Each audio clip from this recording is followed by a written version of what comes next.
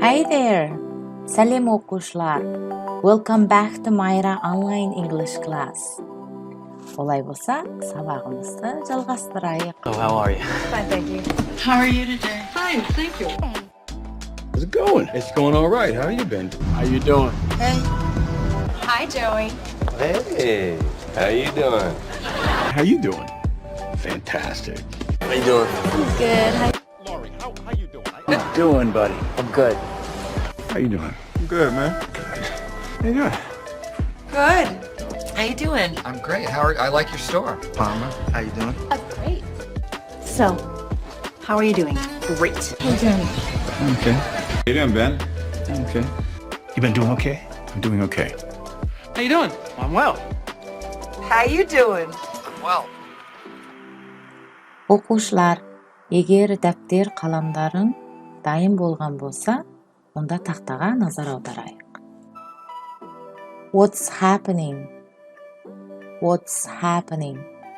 Бұл жерде бұның мағынасы қалайсыңдар, не болып жатыр, жақсыңдар ма деген мағына береді. What's happening is a very informal phrase.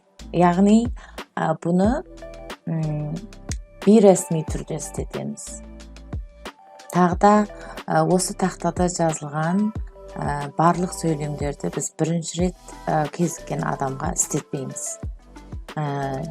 Яғни бұл амандасу сөйлемдерін сіз білетін таныс, достарыңыз, жақындарыңыз не болмаса білетін адамдарыңызбен екінші рет кезіккен кезде қолдансаңыз болады.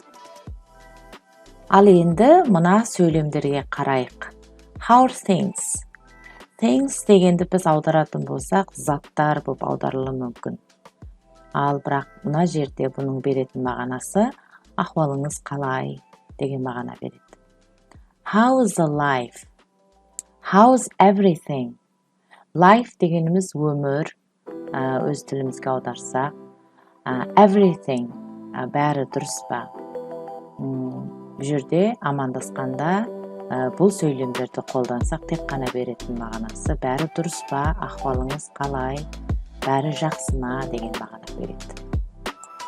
Ал енді мына сөйлемге қарайық. Hey, what's going on? What's going on? Бұлар what's дегенді was деп істетеді. Сонда сіз hey, what's going on деп айтсаңыз болады. Ал бұл сөйлемнің бұл жерде беретін мағынасы how are you не болмаса hey деген мағына бермейді. Бұл тек қана не болып жатыр what's happening деген мағынамен ұқсас. Яғни бұған жауап берген кезде not much, you деп жауап берсек дұрыс болады. Не болмаса I just finished work, мен жаңа ғана қызметтен түстім, what about you? Ал сенші? Ал не болмаса жауап бермесеңіз де болады. Оған hey, how are you? Деп қана басқа topic айтуыңызға да болады. Сонда бұл сөйлемді қолданған кезде сіз кіммен сөйлесіп жатырсыз, яғни қалай жауап бересіз, сол маңызды. Жауап беруді біз кейін тағы келесі сабақтарда үйренеміз, бірақ тек қазір тек қана қалай оқуды, яғни не мағына екенін білсеңіз болды. Ал енді мына сөйлемдерге қарайық. Are you okay?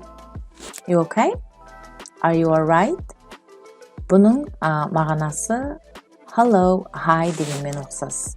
Ақшта бұны аз істетеді, бірақ та басқа жерлерде are you okay деп жазса, оның мағынасы тек hi, hello мен ұқсас. Ал енді мына сөйлемге қарайық. What is the story? Бұл сөйлемді Англия жақта көп істетеді, ал ақшта ондай көп қолданбайды. Бірақ бұның бұл жерде беретін мағынасы тағы да what's up, hi дегенмен ұқсас. Ал енді егерде what is your story деп бұл сөйлем өзгеретін болса, онда бұған беретін жауап бүткілдей өзгереді, яғни басқаша жауап беретін боламыз. Оны кейінгі сабақтарда үйренеміз.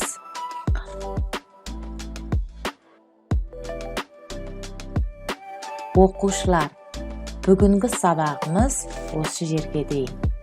Келесі кездескенше күн жақсы. Take care.